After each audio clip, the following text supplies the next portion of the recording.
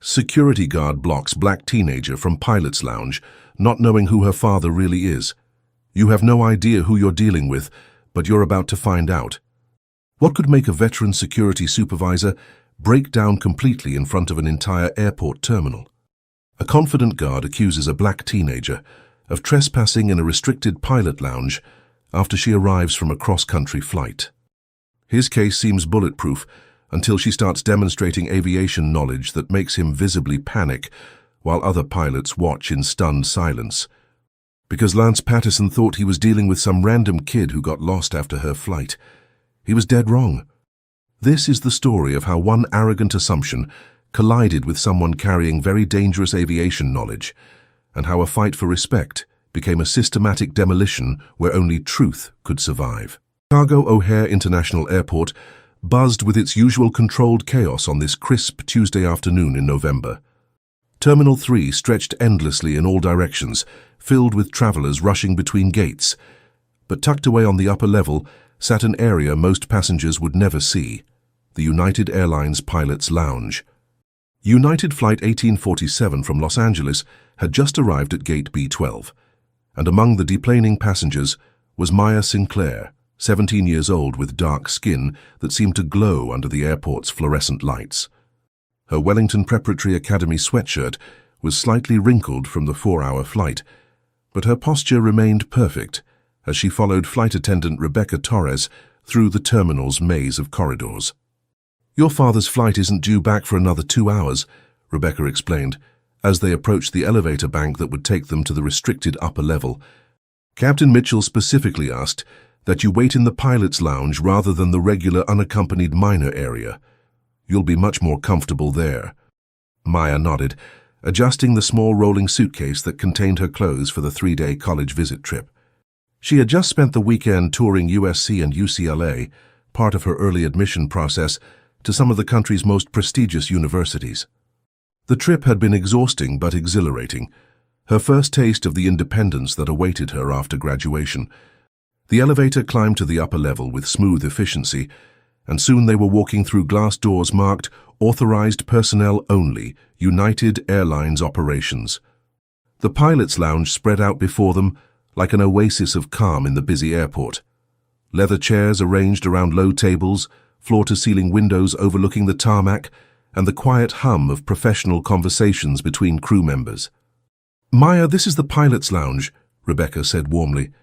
"There's complimentary food and beverages, comfortable seating, and excellent Wi-Fi for your college applications. Your father should be here around 6 o'clock when his Denver flight gets in." Rebecca approached the front desk, where a pleasant woman in her 40s was managing check-ins and access requests. "This is Maya Sinclair, Captain Sinclair's daughter. She's traveling as an unaccompanied minor and will be waiting here until her father's shift ends." The desk supervisor, Patricia Chen, smiled warmly and made a note in her computer system. "Welcome, Maya. We've had instructions to take excellent care of you. Please make yourself at home and let me know if you need anything at all." As Rebecca departed to catch her next flight assignment, Maya settled into one of the leather chairs near the window. The view of the tarmac was mesmerizing. Aircraft of every size moving in carefully choreographed patterns, ground crews servicing planes with precision timing, and the constant ballet of departures and arrivals that kept one of the world's busiest airports functioning smoothly. She pulled out her phone to text her father about her safe arrival, but the message would have to wait. Captain Marcus Sinclair was currently at 37,000 feet somewhere over Colorado, commanding the flight deck of a Boeing 777 with the kind of expertise and authority that had made him one of United's most respected senior pilots. What Maya didn't notice was Lance Patterson watching her from across the lounge with growing suspicion. At 52, Lance had worked airport security for over 20 years, and his pale blue eyes had developed an unfortunate habit of seeing threats where none existed, especially when those threats had dark skin and appeared to be teenagers who didn't fit his mental image of who belonged in restricted areas. Lance had been dealing with Patricia's desk when Rebecca brought Maya in, but he had been focused on paperwork and hadn't heard the explanation about her legitimate access. All he saw was a black teenager being left unattended in a restricted area that was supposed to be limited to flight crew and their immediate families. Patricia had stepped away from her desk to handle a phone call, leaving no one to explain Maya's presence to the security supervisor, who was already formulating his approach to what he perceived as a security breach. But what Lance didn't realize was that Maya possessed aviation knowledge that would make his worst assumptions look like amateur hour. Lance Patterson approached Maya's chair with the predatory confidence of someone who had never been meaningfully challenged on his authority. His security badge gleamed under the lounge's recessed lighting, and his voice carried the practiced authority of 2 decades in uniform when he spoke. "Miss, I need to see your access credentials for this lounge." Maya looked up from her phone, her expression shifting from relaxed to alert in an instant. Something in the man's tone immediately put her on guard. Not the professional courtesy she'd expect in a pilot's lounge, but the hostile suspicion of someone who had already decided she didn't belong. "I was just escorted here by Flight Attendant Torres from my arriving flight," she replied evenly. "I'm waiting for my father." Lance's expression didn't change, but his stance became more aggressive, his body language designed to intimidate. "All visitors need to remain under direct supervision by authorized personnel. You can't just be left alone in restricted areas because you claim to know someone who works here." The word claim hung in the air with obvious disbelief, and Maya felt her jaw tighten slightly, the first crack in her composed facade. "I wasn't left alone without authorization," she said carefully. "The desk supervisor checked me in and confirmed my access. Flight Attendant Torres followed proper unaccompanied minor protocols." "What flight?" Lance demanded, his voice growing louder and attracting uncomfortable stares from other pilots in the lounge. "United 1847 from LAX, arrived at Gate B12 about 20 minutes ago." Lance's eyes narrowed as he processed this information. The flight number was accurate. He could see it listed on the departure boards visible through the lounge windows. But that didn't mean this teenager had any legitimate reason to be here. "Anyone can look at arrival boards and memorize flight numbers," he said dismissively. "I need to see actual identification and proof of authorization to be in this restricted area." Maya reached into her small crossbody bag and produced a United Airlines unaccompanied minor identification card, a laminated document that clearly showed her photograph, name, flight information, and authorization for special handling. She also handed him her student ID from Wellington Preparatory Academy. Lance examined both documents with theatrical scrutiny, turning them over, holding them up to the light and comparing the photos to Maya's face as if he were investigating potential terrorism rather than verifying routine travel documents. "These could be easily fabricated with modern technology," he announced, loud enough for everyone nearby to hear clearly. "I've seen sophisticated fake credentials before. Teenagers are particularly creative when they want to access areas where they don't belong." Captain Rodriguez, a veteran pilot sitting nearby with his coffee and flight planning materials, glanced over with obvious discomfort. The unaccompanied minor card looked completely legitimate to him, and the girl's calm demeanor didn't suggest any kind of security threat. If anything, she seemed more poised and professional than many adult passengers he'd encountered. But Maya was studying Lance with growing intensity, her dark eyes tracking micro-expressions and behavioral patterns with an analytical precision that would have made him uncomfortable if he had understood its true nature. Something about his aggressive approach, his vocal stress indicators, his obvious discomfort with her presence despite valid credentials, it all painted a picture that was becoming increasingly clear to someone who had grown up around aviation professionals. "Sir?" Maya said, her voice taking on a different quality, still respectful, but with an underlying steel that made Lance unconsciously step back. "I'm curious about something. In your security experience here at O'Hare, how often do you question the credentials of passengers who have been properly processed through United's unaccompanied minor program?" The question caught Lance off guard. Most teenagers confronted by authority figures became defensive or emotional, but this girl was asking him analytical questions as if she were conducting some kind of professional assessment. "I question anyone who appears to be in unauthorized areas," he replied stiffly, but his voice carried a slight tremor that Maya immediately catalogued. "And how exactly do I appear unauthorized?" Maya continued calmly.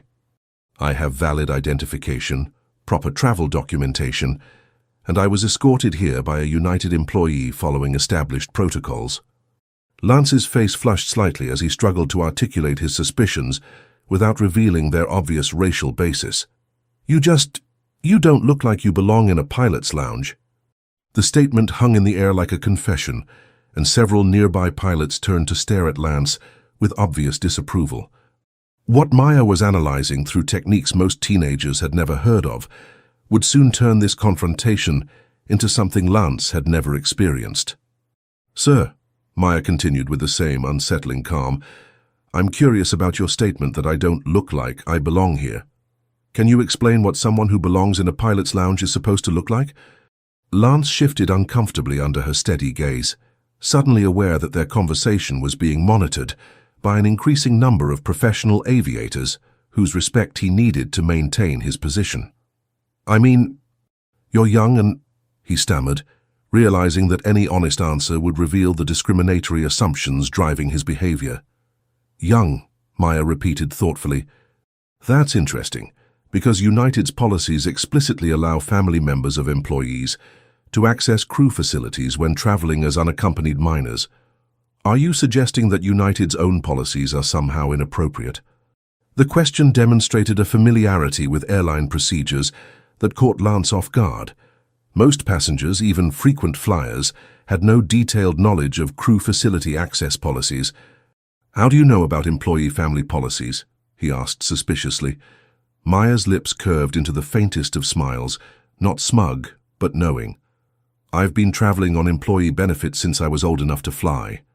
I probably know United's passenger service manual better than most gate agents." Captain Rodriguez had stopped pretending to read his flight planning materials and was now openly listening to the conversation. In 30 years of flying, he had rarely heard a teenager demonstrate such specific knowledge of airline operational procedures. "And I'm particularly familiar with the protocols for unaccompanied minors," Maya continued, "because I've been flying solo for college visits since I turned 16. LAX to O'Hare, O'Hare to Denver, Denver to Phoenix. I know the procedures, the personnel, and the systems." Lance's suspicion was beginning to mix with confusion. The girl's knowledge was too specific, too detailed to be fabricated or researched online. "What's your father's employee number?" he demanded, trying to regain control of the situation. "I'm not going to share personal employee information with someone who hasn't identified himself properly," Maya replied coolly. "But I can tell you that my father has been with United for 18 years, holds an airline transport pilot license, with type ratings on the 737, 757, 767, 777, and 787, and currently flies primarily domestic routes out of O'Hare and Denver." The casual recitation of specific aircraft type ratings sent a chill through Lance's confidence. These weren't details that someone could look up online or guess at randomly. Type ratings were specialized pilot certifications that required extensive training and testing, and the specific combination Maya had mentioned was consistent with a senior pilot's career progression. Captain Rodriguez leaned forward in his chair, his professional interest fully engaged. "Miss, you mentioned the 787. That's a relatively new addition to United's domestic routes. Most passengers wouldn't know we're even operating them on certain routes yet." Maya turned to face the pilot directly, and her entire demeanor shifted slightly. Still respectful, but with the confidence of someone discussing a familiar subject with a professional peer. "The 787-9s started on the Denver to San Francisco route about 6 months ago," she said without hesitation. "United's been using them to test passenger response before expanding to other domestic routes. The fuel efficiency is impressive compared to the older wide bodies, but the cabin altitude pressurization system takes some adjustment for passengers not used to the technology."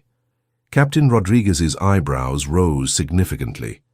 The information about Denver-San Francisco route testing was accurate but not widely publicized, and her mention of the cabin pressurization system suggested knowledge that went well beyond casual passenger observation.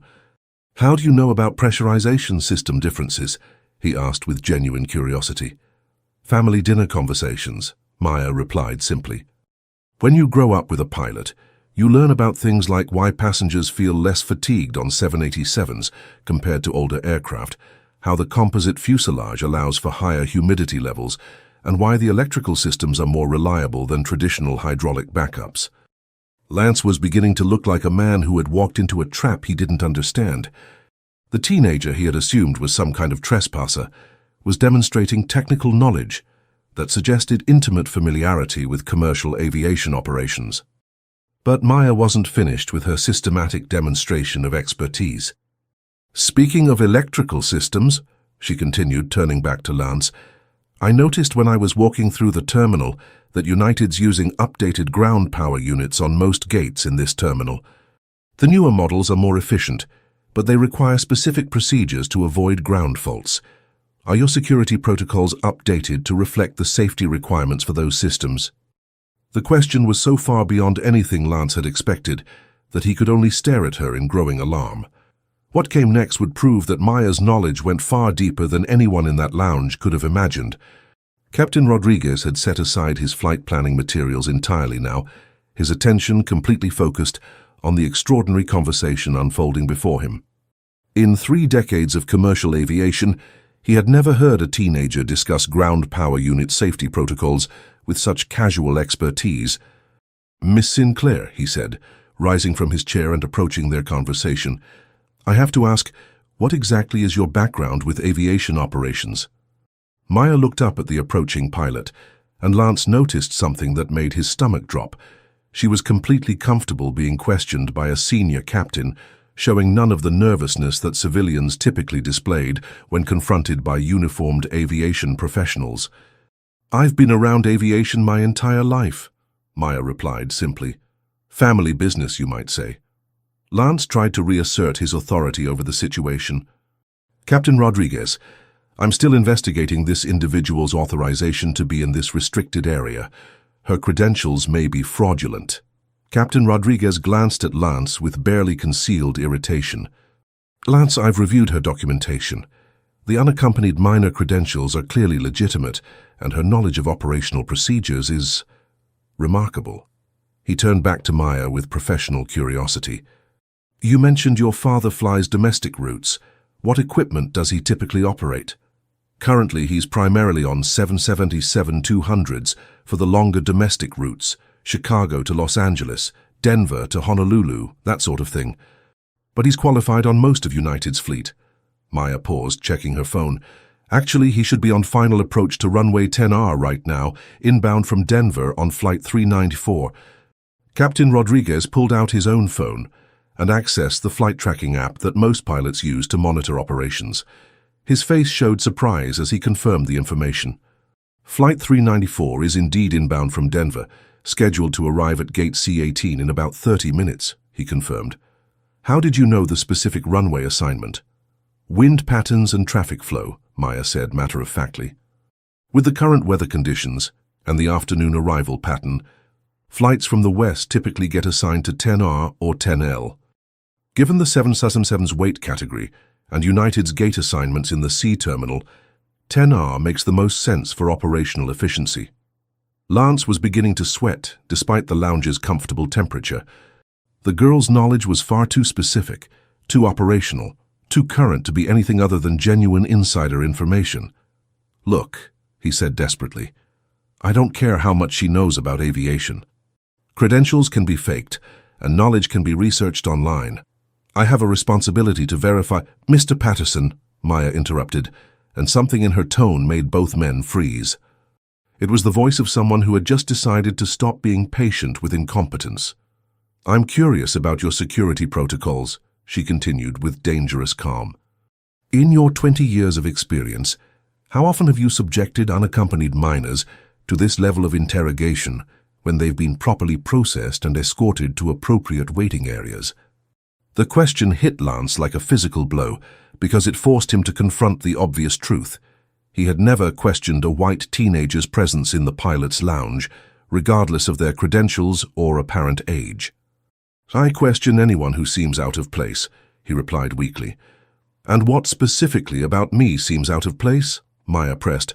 "My valid travel documents? My proper escort by United personnel? My familiarity with United's operations? Or is there some other factor that's influencing your assessment?" Captain Rodriguez was watching the exchange with growing understanding and obvious discomfort. The racial dynamics of the situation were becoming impossible to ignore. Perhaps, Maya continued with the same unsettling calm, we should review your department's pattern of questioning passengers. I wonder what percentage of your random security checks involve passengers who look like me. Lance's face had gone pale. The girl was asking questions that could expose patterns he definitely didn't want investigated. I'm going to need you to come with me for additional verification, he said desperately, reaching for his radio. Actually, Maya said, standing up with fluid grace, I think it's time I made a phone call of my own. She pulled out her phone with deliberate precision, and something in her expression made Lance understand that whatever call she was about to make would change everything. Captain Rodriguez stepped closer, sensing that the situation was about to escalate beyond Lance's control or understanding. Because what they were about to discover about Maya's father would destroy every assumption Lance Patterson had made about who he was dealing with. Maya held her phone with the same controlled precision that Lance had noticed throughout their conversation, but now there was something different in her posture, a quiet confidence that suggested she was about to change the entire dynamic of their confrontation. Before I make this call, she said, her voice carrying a new authority that made both men unconsciously step closer, I want to establish something clearly. Mr. Patterson, your behavior today represents either incompetence or discrimination. I'm hoping it's simply incompetence. Lance opened his mouth to protest, but Maya continued without giving him the opportunity. You've questioned legitimate travel documents, ignored established United protocols for unaccompanied minors, and subjected me to interrogation that you would never apply to a passenger who looked different than I do. Now I'm going to demonstrate exactly why that was a mistake. She walked to the large windows overlooking the tarmac, her movements drawing the attention of several other pilots who'd been quietly monitoring the situation. Captain Rodriguez, you mentioned that you're familiar with flight operations here at O'Hare. Can you see the United 1777 approaching runway 10R? Captain Rodriguez followed her gaze and nodded. In the distance, a large aircraft was indeed on final approach, its landing lights visible against the afternoon sky. That's Flight 394 from Denver, Maya said without consulting any documentation. 291 passengers, 13 crew members, approximately 47,000 pounds of cargo. The flight departed Denver at 2:47 p.m. local time, which was 3 minutes late due to ground traffic delays. Captain Rodriguez pulled out his phone again, accessing real-time flight information. His expression showed growing amazement as he confirmed each detail. The departure time and passenger count are accurate, he said slowly. How could you possibly know the cargo weight? Because I know the typical load factors for that route on Tuesday afternoons, and I know the aircraft's operational specifications, Maya replied calmly.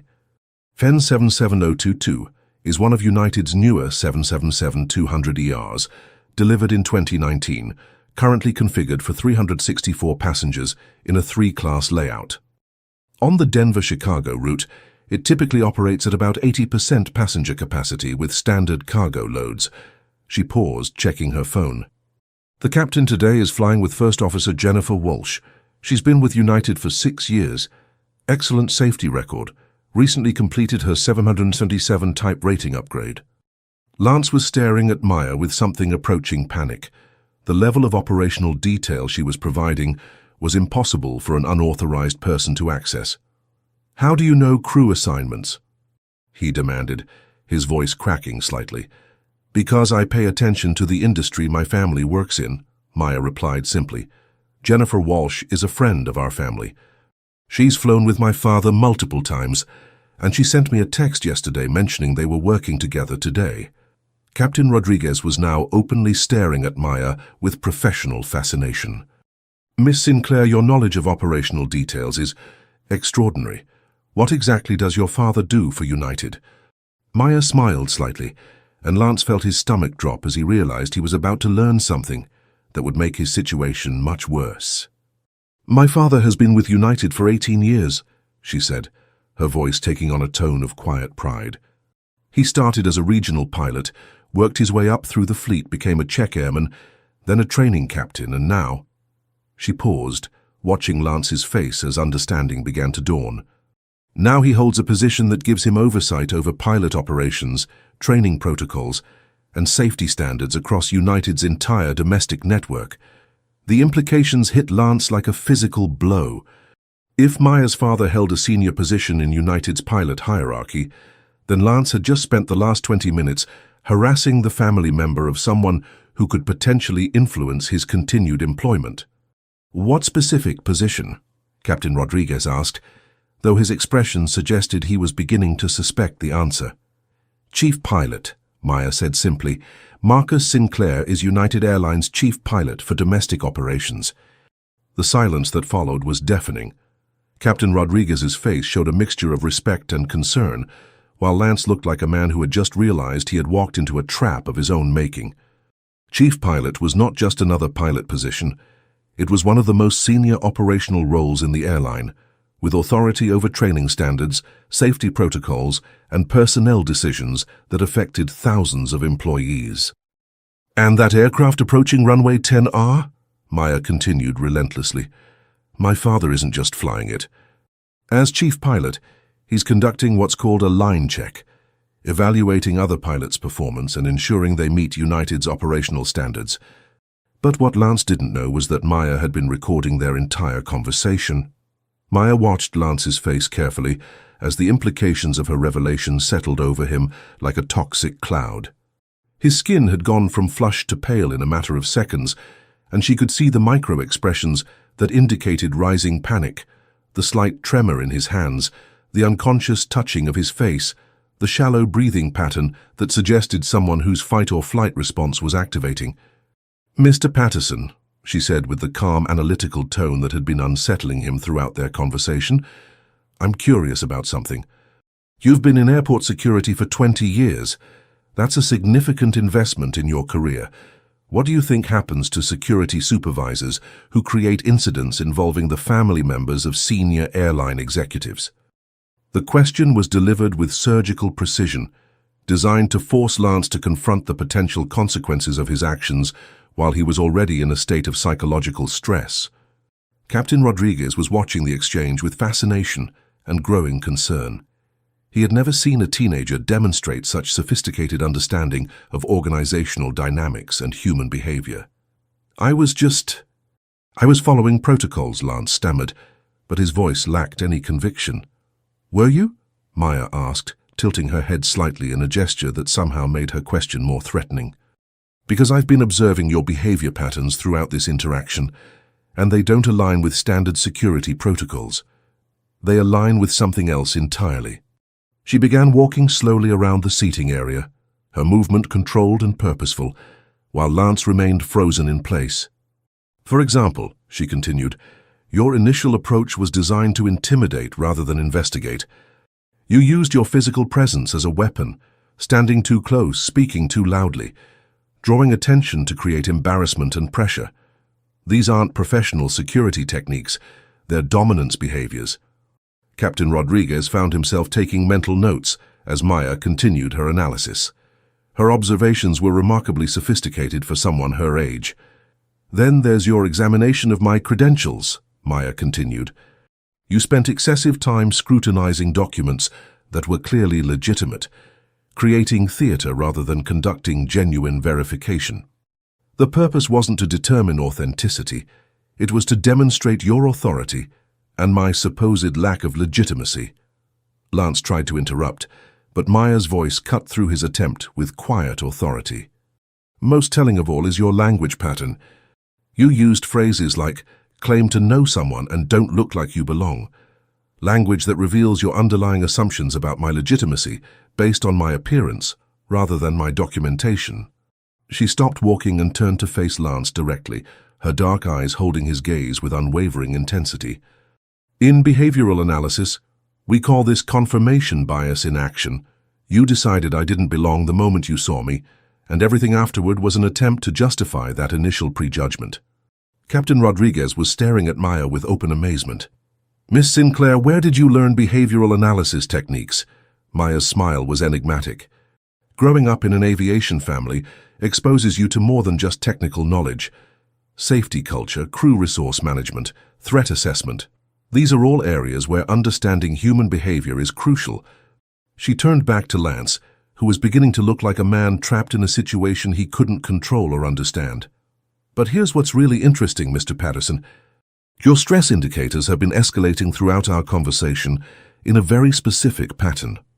Initially, you displayed confidence and authority. When I began demonstrating technical knowledge, you showed confusion and defensive aggression. When I revealed my father's position, you shifted to panic and face-saving behaviors. Lance's mouth opened and closed without producing sound, like a fish gasping for air. And now, Maya continued relentlessly, you're exhibiting what we call cognitive dissonance under pressure, the psychological stress that occurs when your actions conflict with your understanding of potential consequences. She pulled out her phone and showed Lance the screen, where a voice recording app had been running throughout their entire conversation. I've been documenting our interaction since the moment you approached me, she said calmly. Audio and video evidence of every statement you've made, every assumption you've revealed, every protocol you've violated. The blood drained completely from Lance's face as he realized the implications. This recording will be very interesting to United's senior management, Maya continued. But it will be even more interesting to the Equal Employment Opportunity Commission, the Department of Transportation's Office of Civil Rights, and the media outlets that love stories about discrimination in America's airports. If you think that Quincy should have the right to travel without harassment based on her race, type respect below. Maya's revelation about the recording sent shockwaves through the pilot's lounge. Several crew members who had been pretending not to listen were now openly watching the confrontation, their faces showing a mixture of concern and anticipation. Lance Patterson looked like a man who had just watched his entire career collapse in real time. The confident security supervisor who had approached a teenager 20 minutes earlier was gone, replaced by someone whose hands were visibly shaking as he processed the implications of being recorded, making discriminatory statements. Mr. Patterson, Maya continued with the same unsettling calm, I think it's time we discussed the broader patterns at play here. Because my experience today isn't isolated, is it? She gestured to Captain Rodriguez, who had become an unwitting ally in her systematic demolition of Lance's position. Captain Rodriguez, in your years flying out of O'Hare, have you ever witnessed Mr. Patterson questioning the credentials of white passengers with the same intensity he's shown me today? Captain Rodriguez shifted uncomfortably, clearly reluctant to get involved in what was becoming a serious personnel matter.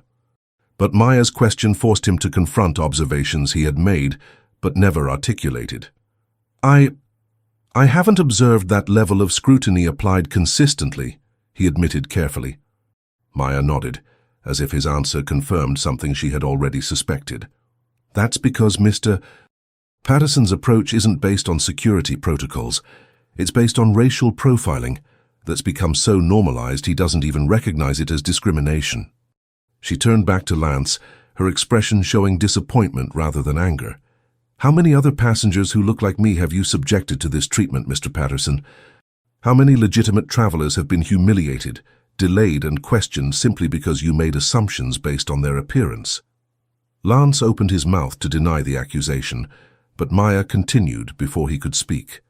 Because I've done some research while we've been talking, she said, holding up her phone. Social media is very revealing, Mr. Patterson. Twitter, Facebook, Instagram, passengers love to share their airport experiences, especially negative ones. She began scrolling through her phone, reading from what appeared to be a collection of posts she had gathered.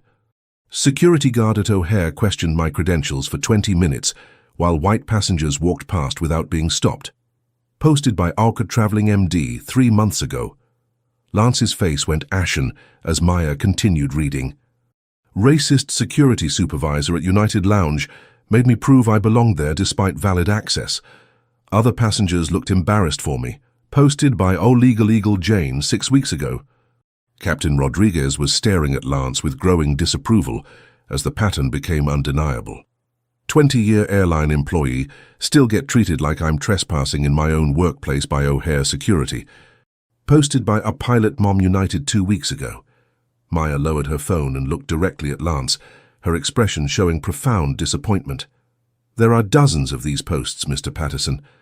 Dozens of passengers, crew members, and airline employees who have documented experiences remarkably similar to mine. The only common factor: they all describe encounters with a security supervisor who matches your description perfectly. The silence in the lounge was deafening. Other pilots were now openly staring at Lance, with expressions ranging from disgust to professional concern. "But here's what makes today different," Maya continued, her voice taking on a tone of quiet authority that made everyone lean closer. "Today you chose to harass the daughter of someone with the authority to do something about your pattern of discrimination." She gestured toward the windows overlooking the tarmac, where United Flight 394 was now taxiing toward its gate. "In about 15 minutes, my father will walk through those doors. Marcus Sinclair, Chief Pilot for United Airlines Domestic Operations. A man whose responsibilities include ensuring that United's operational standards reflect the airline's commitment to treating all passengers with dignity and respect." Lance was now visibly sweating, his earlier confidence completely evaporated. "And when he arrives," Maya continued relentlessly, "he's going to hear the recording of our conversation. He's going to review the social media evidence of your pattern of discriminatory behavior. And then he's going to make some very important decisions about United's continued relationship with airport security personnel who violate civil rights policies." She paused, letting the implications sink in. "But more than that, he's going to ensure that your behavior becomes a case study in why discrimination isn't just morally wrong, it's professionally and financially devastating for everyone involved." What happened next would change Lance Patterson's life forever. The glass doors of the pilot's lounge opened with quiet authority, and Maya's face immediately brightened as she saw the tall figure in a United Airlines captain's uniform walking through the entrance. Captain Marcus Sinclair carried himself with the confident bearing of someone accustomed to commanding complex operations and managing high-stress situations. At 47, Marcus Sinclair possessed the kind of presence that immediately commanded respect in professional aviation circles.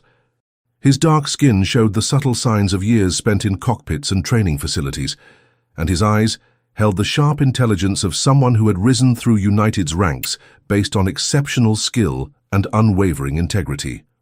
"Maya," he called out warmly, his stern captain's expression melting into the smile of a father who hadn't seen his daughter in several weeks.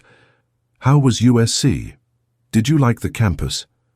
Maya stood and walked toward her father, but her movement was more controlled than the typical teenager reuniting with a parent after a trip.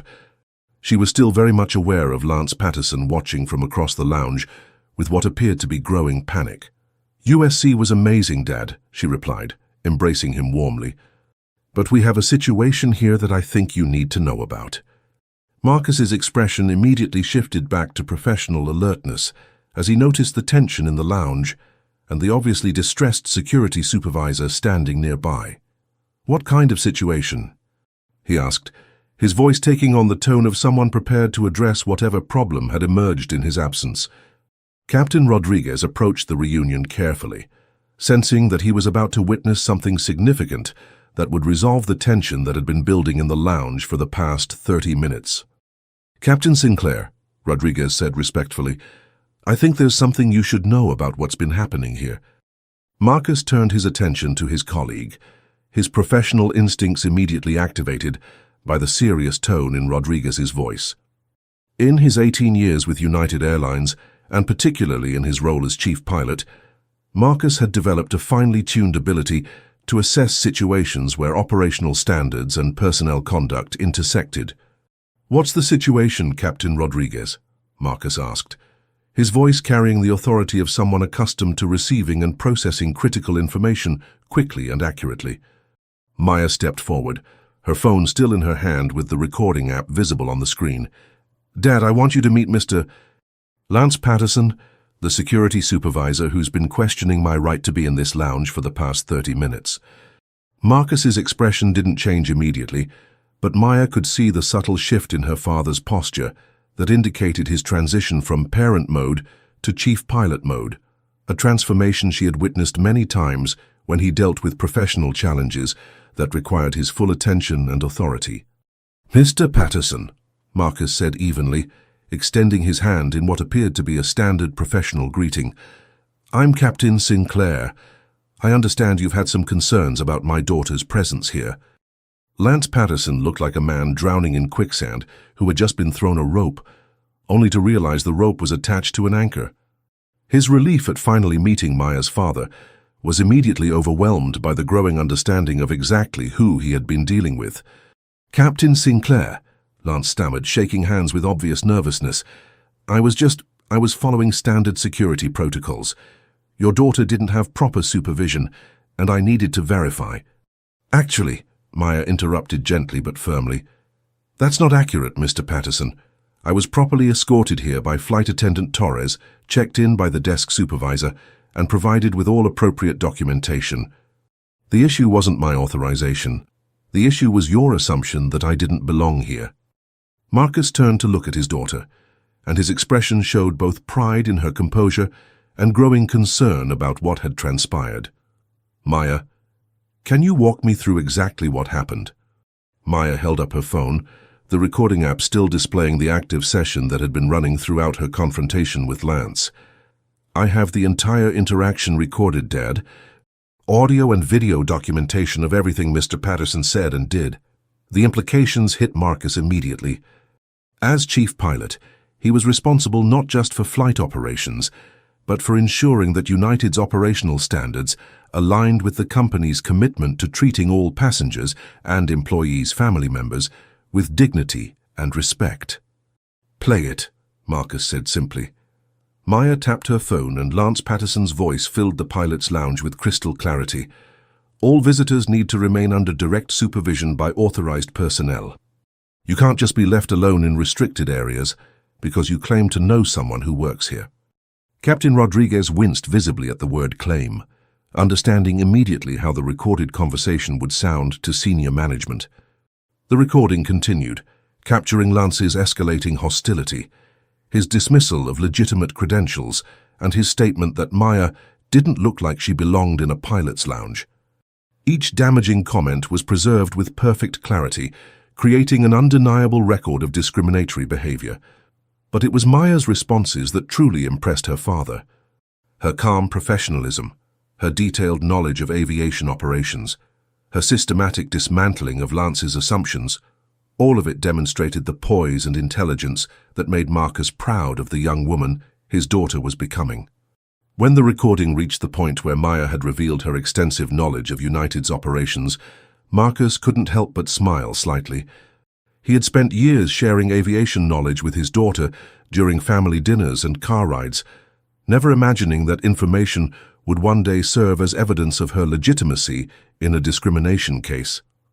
"Mr.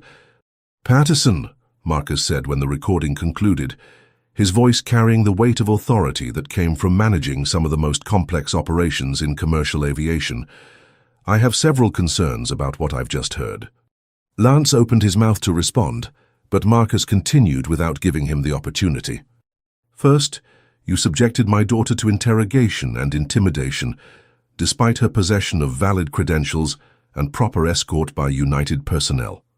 Second, you made assumptions about her legitimacy based on her appearance rather than her documentation. Third, you questioned the authority of United employees and policies when they didn't align with your personal biases." Marcus paused, letting each point sink in before continuing.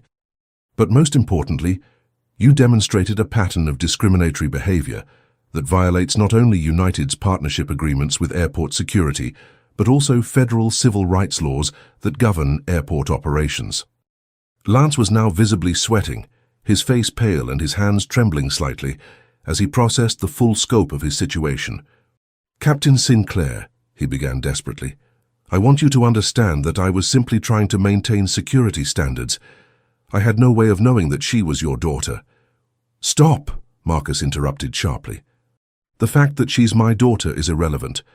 Every passenger, every family member, every person who enters this airport deserves to be treated with the same dignity and respect that you would show anyone else. The issue isn't that you didn't know who she was. The issue is that you treated her differently because of who you assumed she was." Maya watched her father with admiration, as he articulated the principles that had guided his career and his parenting. This was the man who had taught her that respect was earned through competence and integrity, not demanded through position or power. Furthermore, Marcus continued, his voice taking on the tone he used when delivering critical feedback to pilots whose performance had fallen below standards. My daughter has presented evidence that this wasn't an isolated incident. Your pattern of discriminatory behavior represents a systematic problem that requires immediate and comprehensive action. What happened next would end Lance Patterson's career and transform United's approach to discrimination forever. The pilot's lounge had fallen into complete silence as Marcus Sinclair's words settled over the assembled group like a heavy blanket. Other crew members, who had been pretending not to listen, were now openly watching the confrontation, sensing that they were witnessing something that would have far-reaching consequences for airport operations and employee conduct.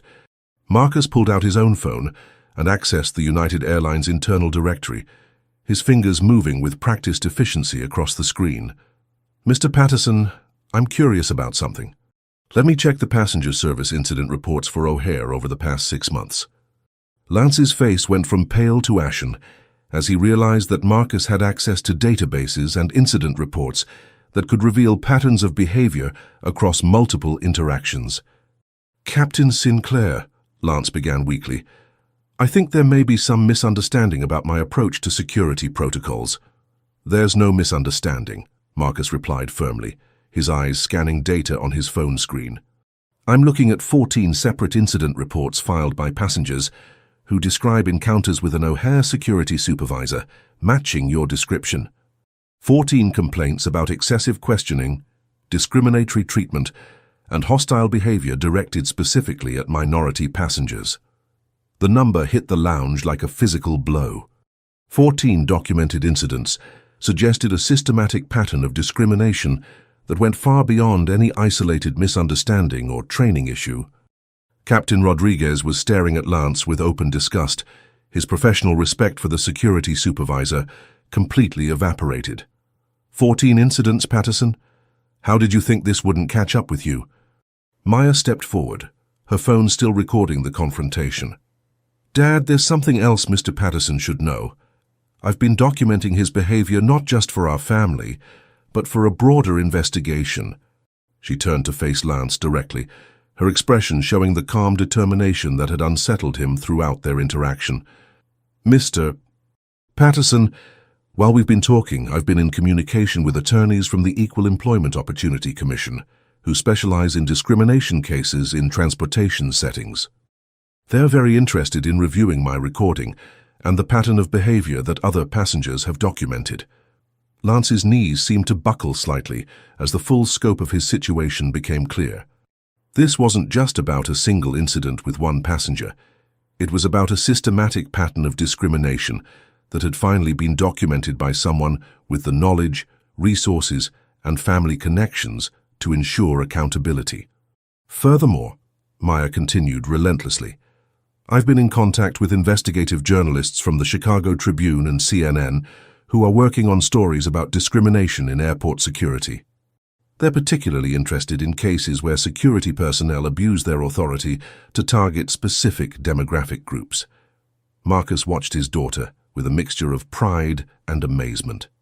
The poise and strategic thinking she was demonstrating went far beyond anything he had expected from a 17-year-old, even one raised in a family that valued professionalism and integrity.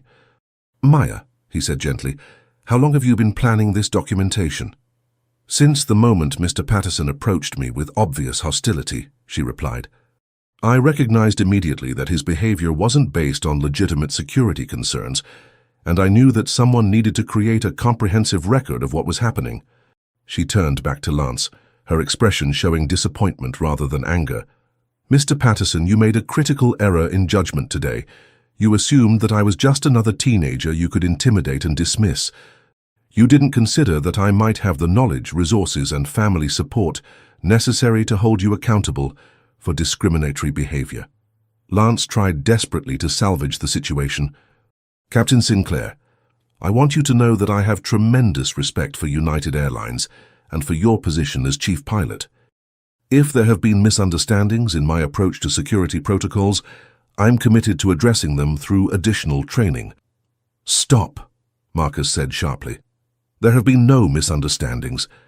There has been systematic discrimination that you've implemented against minority passengers while hiding behind the authority of your security position. He gestured toward the windows overlooking the tarmac, where aircraft continued their carefully choreographed movements, despite the drama unfolding in the lounge.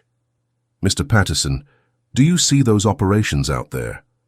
Every single day, United Airlines moves hundreds of thousands of passengers safely and efficiently because we maintain rigorous standards for professionalism, safety, and respect. When airport security personnel violate those standards, they undermine everything we've worked to build. Marcus paused, his voice taking on the tone he used when delivering consequences to pilots whose actions had compromised safety or operational integrity.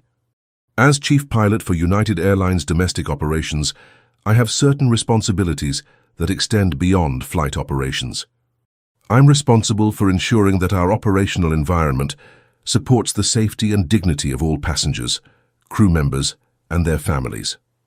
Lance was now openly sweating, his confident demeanor from 30 minutes earlier completely replaced by visible panic.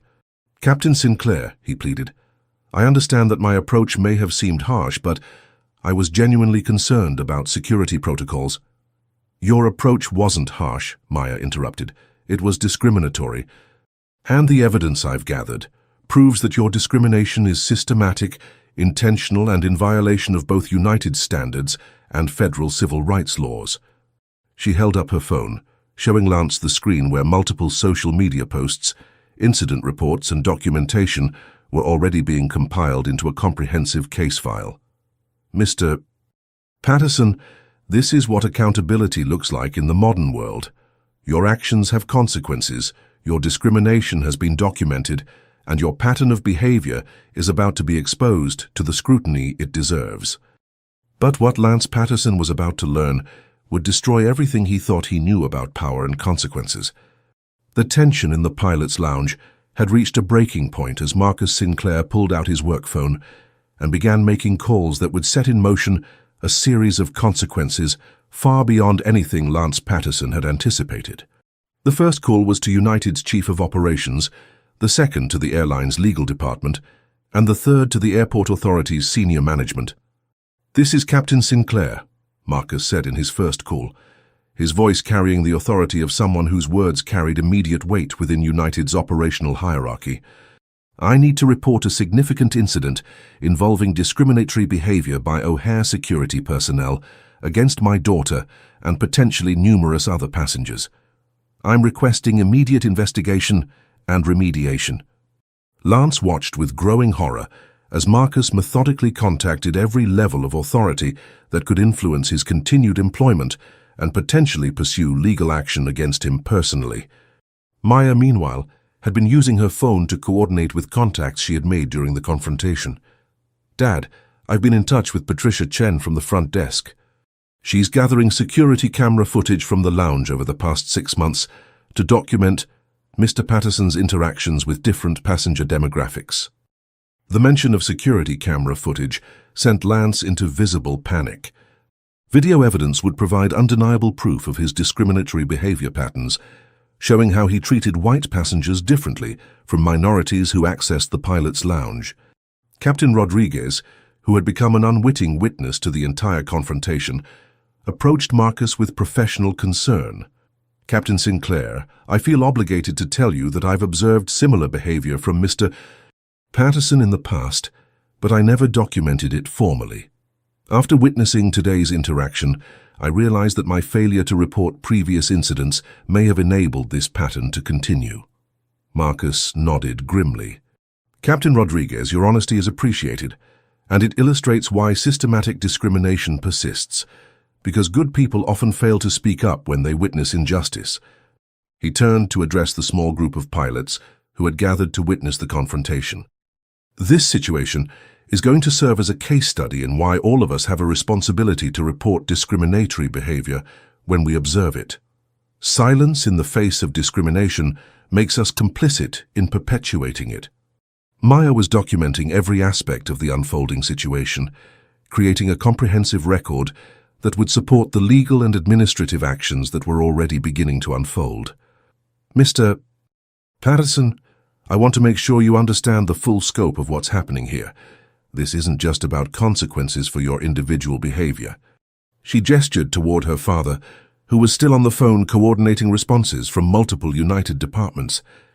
My father is implementing what's called a systematic discrimination investigation, a comprehensive review of policies, procedures, and personnel that will examine how discriminatory behavior has been enabled and concealed within airport operations. Lance's face had gone grey as he processed the implications. A systematic investigation would examine not just his individual actions, but the supervisory and administrative systems that had allowed his discriminatory behavior to continue unchecked for years. The investigation will include interviews with every passenger who filed complaints about your behavior, review of all security camera footage showing your interactions, analysis of your pattern of questioning different demographic groups, and examination of how your supervisors responded to previous complaints, Maya continued with clinical precision. Marcus finished his phone calls and turned back to the group, his expression showing the grim satisfaction of someone who had set appropriate consequences in motion. Mr. Patterson, I've just spoken with United's legal department, the Airport Authority's Civil Rights Office, and the Department of Transportation's Discrimination Hotline. Each of these organizations will be conducting independent investigations into your behavior and the systems that enabled it. Lance tried one final desperate appeal. Captain Sinclair, I want you to know that I've served this airport faithfully for 20 years. I've never intended to discriminate against anyone, and if my approach has seemed problematic, I'm willing to undergo additional training. Mr. Patterson, Maya interrupted, her voice carrying a finality that made everyone in the lounge understand that the time for excuses had passed. Your 20 years of service are exactly why this situation is so serious. You've had 2 decades to develop professional standards and eliminate personal biases from your security protocols. Instead, you've used your experience and authority to systematically target minority passengers. She pulled up her phone and began reading from the social media posts she had gathered during their conversation.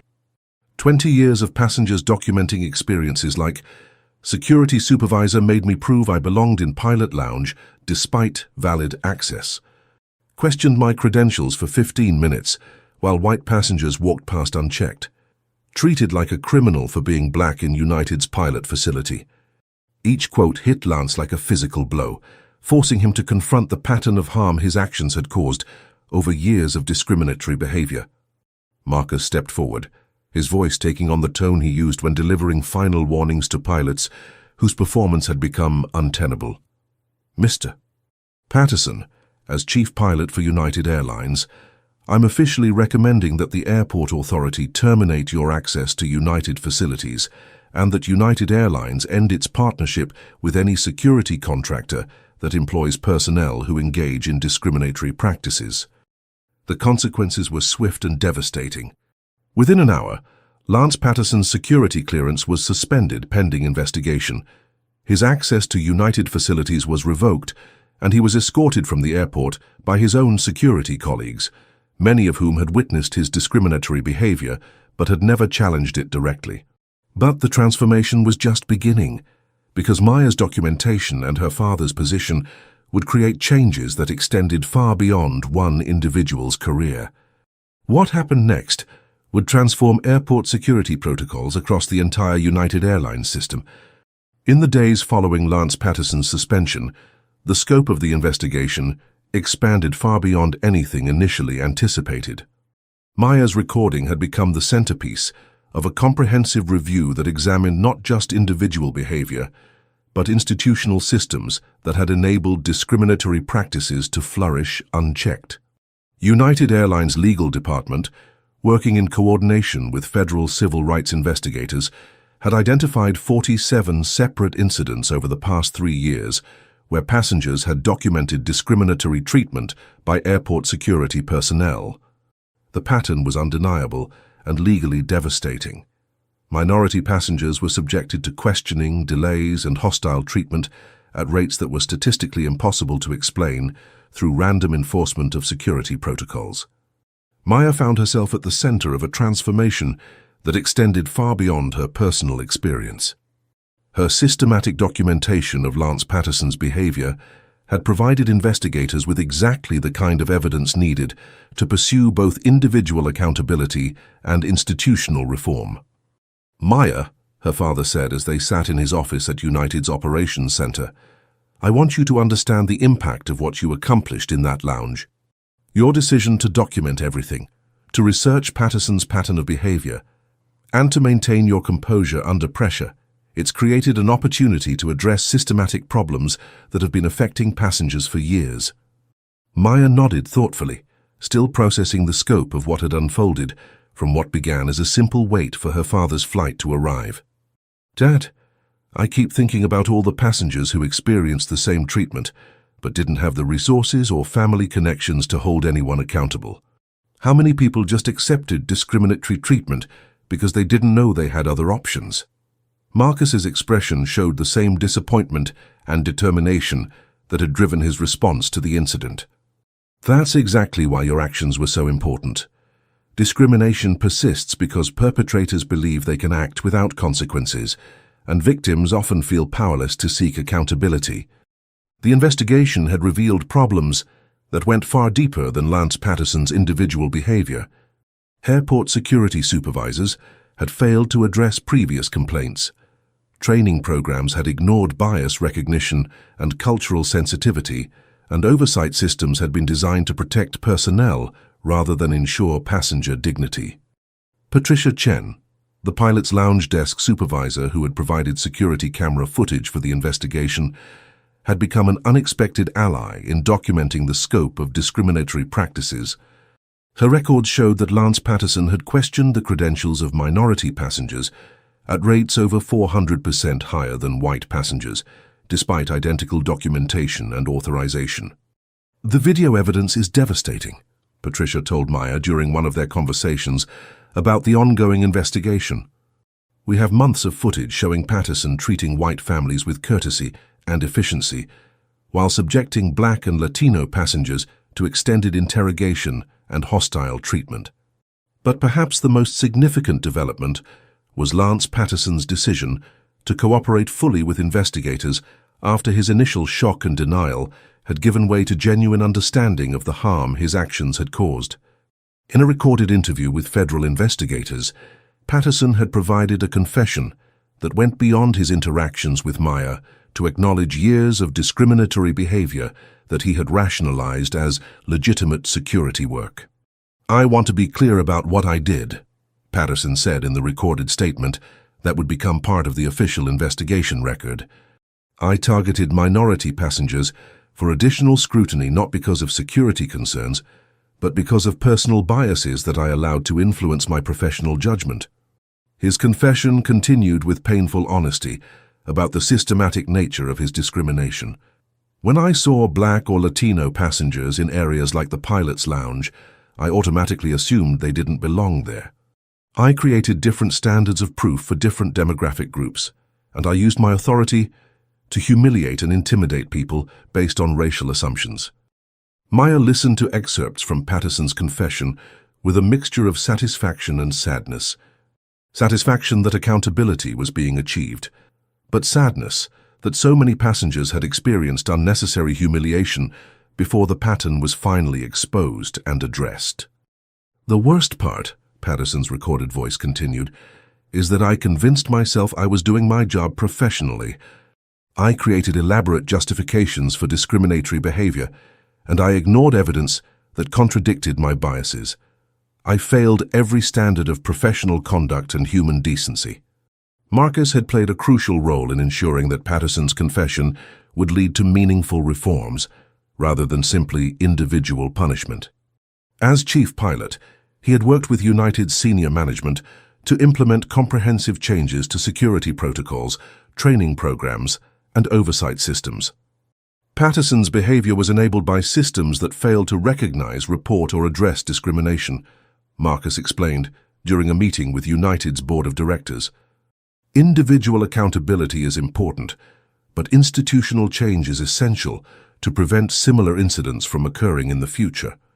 The reforms were swift and comprehensive. United implemented mandatory bias recognition training for all security contractors, established independent oversight for discrimination complaints, and created transparency requirements that would make patterns of discriminatory behavior immediately visible to senior management. Maya had also worked with legal advocates to ensure that passengers who had experienced discriminatory treatment would receive appropriate compensation and that their experiences would be documented as part of the official record of systematic discrimination. Every passenger who filed a complaint about Patterson's behavior will be contacted by United's legal department, Maya explained to a group of civil rights advocates who had become involved in the case. They'll receive financial compensation for their experience, formal apologies from senior management, and assurance that the discriminatory treatment they experienced has been addressed through comprehensive reforms. But the most significant aspect of the resolution was the precedent it established for holding both individual perpetrators and institutional enablers accountable for discriminatory behavior in transportation settings. The final transformation would prove that individual courage could create lasting change for thousands of future passengers. 6 months after the incident that had grounded discriminatory practices at O'Hare International Airport, Maya Sinclair stood before a packed auditorium at Northwestern University's Transportation Research Institute, delivering a keynote address about accountability, courage, and the power of individual action to create systematic change. The transformation that had begun with one teenager's refusal to accept discriminatory treatment had evolved into a comprehensive reform of airport security practices that extended far beyond United Airlines or Chicago O'Hare. Other airlines had implemented similar accountability measures. Airport authorities across the country had revised their anti-discrimination policies, and federal transportation agencies had established new oversight requirements for security contractors. The most important lesson from my experience, Maya told the audience of transportation professionals, civil rights advocates, and university students, is that discrimination persists not because individuals are powerless to challenge it, but because too often we choose silence over accountability. She gestured toward a screen showing statistics about the investigation's outcomes. 47 passenger complaints verified and resolved, 12 security personnel terminated or retrained, and over $200,000 in compensation paid to passengers who had experienced discriminatory treatment. These numbers represent more than administrative outcomes, Maya continued. They represent individual passengers who had been humiliated, intimidated, and treated as second-class citizens in their own country's airports. Each number is a person whose dignity was violated and whose trust in our transportation system was damaged. In the audience, Marcus Sinclair watched his daughter with the pride of a father whose child had demonstrated courage and integrity under pressure, but also with the professional respect of someone who understood that Maya's actions had created changes that would protect countless future passengers. Lance Patterson was also in the audience, having requested permission to attend Maya's presentation as part of his court-ordered community service and bias education program. His career in airport security was over, but his cooperation with investigators and his genuine efforts at personal transformation had resulted in reduced legal penalties and an opportunity to contribute to educational programs about discrimination and accountability. "I want to address something directly," Maya said, turning to look at Patterson in the audience. "Mr. Patterson, your decision to acknowledge your discriminatory behavior and cooperate with investigators demonstrated that accountability can lead to redemption when it's accompanied by genuine understanding and commitment to change." Patterson nodded, his expression showing the mixture of shame and determination that characterized his efforts to understand and address the biases that had driven his behavior for years. "But," Maya continued, "individual transformation is only meaningful when it's accompanied by systematic changes that prevent similar discrimination from occurring in the future." She clicked to a new slide showing United Airlines' comprehensive anti-discrimination program, which had become a model for the transportation industry. United Airlines now requires quarterly bias training for all security contractors, maintains an independent review board for discrimination complaints, and publishes annual transparency reports that document the demographic patterns of security interactions. These measures ensure that discriminatory behavior will be identified and addressed before it can become systematic. The audience responded with sustained applause, recognizing that Maya's presentation wasn't just an academic discussion, but a practical blueprint for creating accountability in transportation systems. Captain Rodriguez, who had become an advocate for civil rights within United's pilot community, stood to address the audience during the question period. As professional aviators, we're trained to identify and address problems before they compromise safety, he said. Maya's experience taught me that discrimination is a safety issue. It creates hostile environments that undermine the operational excellence we depend on in aviation. Maya nodded in agreement. Transportation safety requires trust between passengers and personnel. When security staff engage in discriminatory behavior, they damage that trust and create operational risks that extend far beyond individual interactions.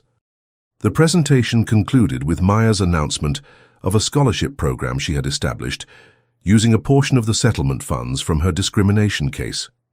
The scholarship would support young people from underrepresented communities who were pursuing careers in transportation and aviation, ensuring that future industry leadership would reflect the diversity of the communities served by commercial aviation. Change doesn't happen automatically, Maya concluded. It happens when individuals have the courage to document injustice, demand accountability, and work for systematic solutions that protect everyone's dignity. As the audience filed out of the auditorium, many participants approached Maya to share their own experiences with discrimination and to discuss strategies for creating accountability in their own organizations. Lance Patterson waited until most of the crowd had dispersed before approaching Maya with obvious nervousness. "Miss Sinclair," he said carefully, "I wanted to thank you for including acknowledgement of my cooperation in your presentation. But more than that, I wanted you to know that your courage in documenting my behavior probably saved my career and my family from much worse consequences." Maya looked at him thoughtfully. "Mr. Patterson, accountability isn't about destroying people. It's about creating opportunities for everyone to live up to their better possibilities. Your willingness to acknowledge your mistakes and work for change is exactly what accountability should accomplish." They shook hands, and Patterson walked away with the dignity of someone who had learned difficult lessons but had emerged as a better person. Marcus joined his daughter as the auditorium emptied, his expression showing the satisfaction of someone whose child had exceeded every expectation of character and accomplishment. "Maya, I'm proud of you not just as your father, but as someone who cares about justice and equality in aviation," he said. "You've created change that will protect passengers for generations." Maya smiled, thinking about all the travelers who would benefit from the reforms that had emerged from her experience. "Dad, you taught me that professional standards matter, that dignity is non-negotiable, and that accountability is everyone's responsibility. Everything I did in that lounge came from lessons you've been teaching me my entire life." As they walked toward the parking garage, Maya's phone buzzed with a message from a high school student in Atlanta who had watched her presentation online and was inspired to document discrimination she had experienced at her local airport. The cycle of accountability and change was continuing, proving that individual courage could indeed create lasting transformation when it was supported by systems designed to ensure that everyone's dignity was protected and respected. Thank you to everyone who typed respect and to all who shared their locations from around the world. Your global support means everything. If these stories inspire you, please subscribe to join our community and help us share more incredible tales of courage and justice. Until next time, keep believing in the power of standing up for what's right.